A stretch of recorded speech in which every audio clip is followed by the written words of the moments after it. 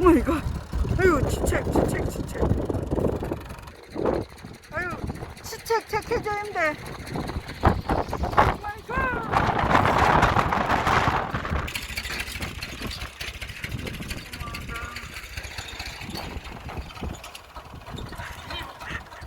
안녕하세요. 복쌤입니다. 요즘 힘드시죠? 늘 평안을 주시는 주님과 함께 오늘도 시작합니다. 잠시만요. 구독과 좋아요, 알림 설정 아직 못하신 분 마음을 담아 콕 누르시면 여러분은 북동이가 되시고 세상에는 빛이 됩니다. 자, 북동이 여러분을 축복하고 사랑하며 블레스 유. 먼저 그리스도를 본받아 본문을 보도록 하겠습니다. 제1권 영적 생활에 유익한 권고 16장 타인의 허물을 감당함에 관하여 자기 안에 혹은 다른 사람들 안에 도저히 교정할 수 없는 어떤 것이 있을 때 그는 잠자코 인내하면서 하나님이 다른 조처를 취하실 때까지 기다려야 한다. 어쩌면 그것이 그대의 연단과 인내를 위한 더 좋은 일이 될 수 있다고 생각하라.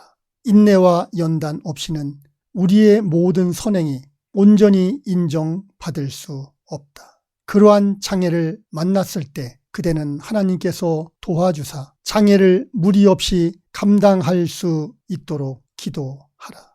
만약 어떤 사람이 한두 번의 경고에 귀를 기울이지 않으면 그와 논쟁하는 대신 모든 것을 하나님께 맡기되 그의 뜻이 이루어지며 악을 선으로 바꾸시는 그의 이름이 모든 주의 종들 가운데서 영광 받으시도록 기도하라. 다른 사람들이 어떤 허물과 약점을 갖고 있든 간에 참고 그것을 감당하기 위해 노력하라.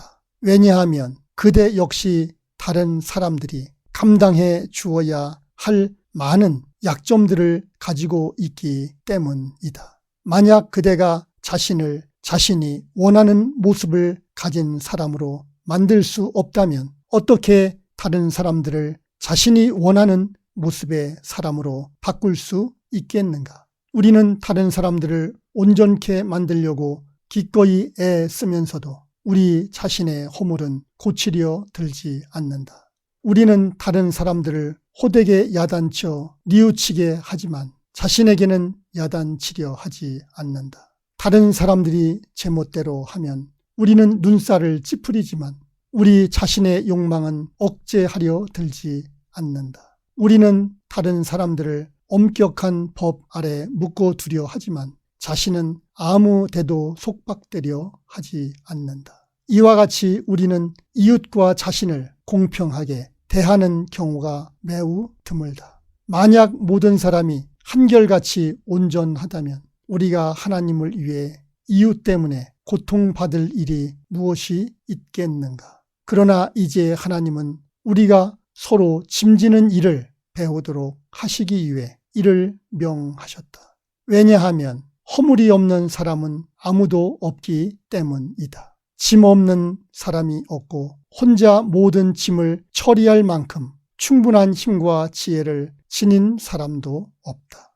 그러므로 우리는 서로 감당하며 서로 위로하고 돕고 가르치며 서로를 권면해야 한다. 역경의 때는 각자의 덕과 힘이 얼마나 큰가를 발견할 수 있는 최상의 기회이다. 역경은 사람을 좌절시키는 것이 아니라 그가 어떠한 사람인가를 드러내준다. 오늘의 본문이었습니다. 타인의 허물을 감당함에 관하여 저자는 말합니다. 우리는 다른 사람을 호되게 야단쳐 뉘우치게 하지만 자신에게는 야단치려 하지 않는다. 그렇습니다. 세상은 타인의 허물을 들추어내려고 해요. 자신과 아무런 상관이 없어도 그래요. 세상에 누가 타인의 허물을 감당하려고 하겠어요. 그런데 예수님은 우리의 죄를 위하여 죽으셨다고 말합니다. 더욱 우리의 허물, 우리의 죄를 대신하여 다시 말하면 죄값으로 죽었다는 이야기인데 성경에만 있어요. 예수님만 우리의 허물을 감당하신 것이지요. 이번 영상은 마태복음 27장 32절에서 44절, 누가복음 23장 26절에서 43절의 말씀을 생각하면서 허물을 감당하시고 죄를 용서하여 주신 예수님을 생각해 보고자 해요. 예수님이 십자가에 달리시게 되었는데 예수님이 죄인이 된 가장 큰 이유는 하나님의 아들이라는 것이죠. 예수님 편에서는 사실을 말했는데 그게 죄가 된 거예요. 사실인데 그것을 받아줄 수 있는 사람이 없었어요. 더욱 바리새인이나 사두개인들은 자신의 잘못을 지적하고 다니는 예수님을 가장 못마땅하게 생각했고요. 그래서 결국 예수님을 십자가에 못 박아 매달았어요. 그 고통이 어떠했겠어요? 아마도 말로 표현할 수 없는 고통이 아무 말도 하고 싶지 않고 아무 말도 듣고 싶지 않았나 생각이 돼요. 상상도 할 수 없죠. 그런데 지나가는 사람들이 이러저러한 말을 하는 것이 들리는 거예요. 너무나 고통이 심해서 아무런 것도 관계하고 싶지 않은데 지나가는 사람들이 머리를 흔들면서 예수님을 모욕하는 거예요. 당신이 성전을 얼고 3일에 짓는다며 내가 하나님의 아들이면 자신을 구원하고 십자가에서 내려와 봐.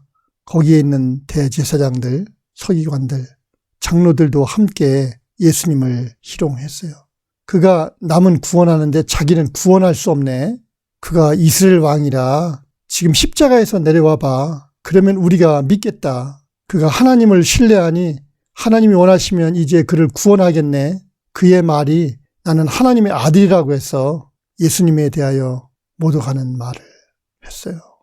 정말 당장이라도 내려가서 내가 이래도 하나님의 아들이 아니냐 하고 싶지만 그러면 사람들을 위한 구원을 이룰 수 없기에 고통을 참아야 했어요.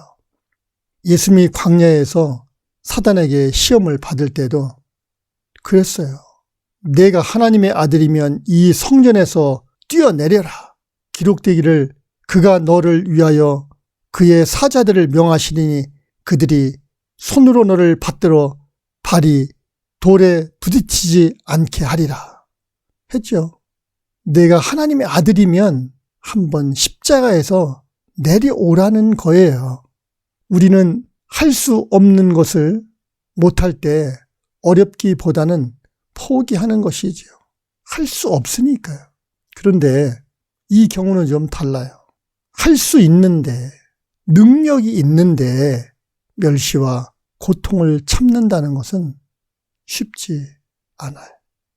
세상에는 있을 수 없는 일입니다. 누가 능력이 있는데 자신을 고통 가운데 던지는데 참는 사람이 누가 있겠어요? 없어요. 능력 있는 사람이 참는 것이 얼마나 힘든 것인지 생각해 볼 수 있어요. 사실 예수님이 십자가에서 바로 내려올 수도 있었겠지만 그 할 수 있는 능력을 버리고 멸시와 천대를 다 받으셨죠. 바리새인, 사두개인, 지나가는 사람들, 더욱 십자가에 달린 강도까지 예수님을 멸시했어요. 자신도 죽어가면서 남을 멸시하는 것을 보고 있는 것이죠. 고통 중에 내가 그리스도가 아니냐? 너와 우리를 구원하라. 이것이 인간의 모습인 거예요. 자기의 허물을, 자기의 죄를 회개할 생각을 하지 아니하고 자기를 한번 구원해 보려는 거예요. 내가 그리스도면. 그러나 예수님은 그들의 허물을 그들에게 돌리지 않았습니다. 누가복음 23장 34절에 이렇게 기록하고 있어요. 예수께서 이르시되 아버지, 저들을 사하여 주옵소서.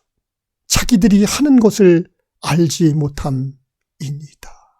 오히려 저들의 죄를 사하여 주기를 하나님 아버지께 간구하였어요.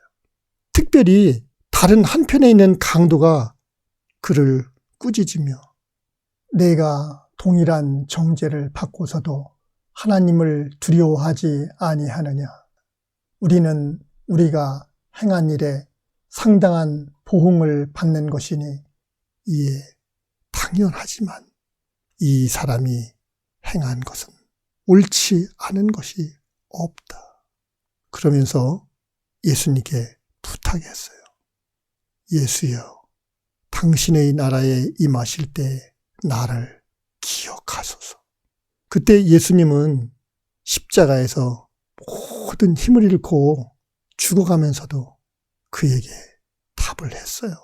내가 진실로 내게 이르노니 오늘 내가 나와 함께 낙원에 있으리라.